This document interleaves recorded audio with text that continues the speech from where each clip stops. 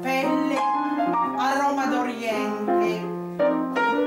Ama solo me, custode silenzioso dei sensi.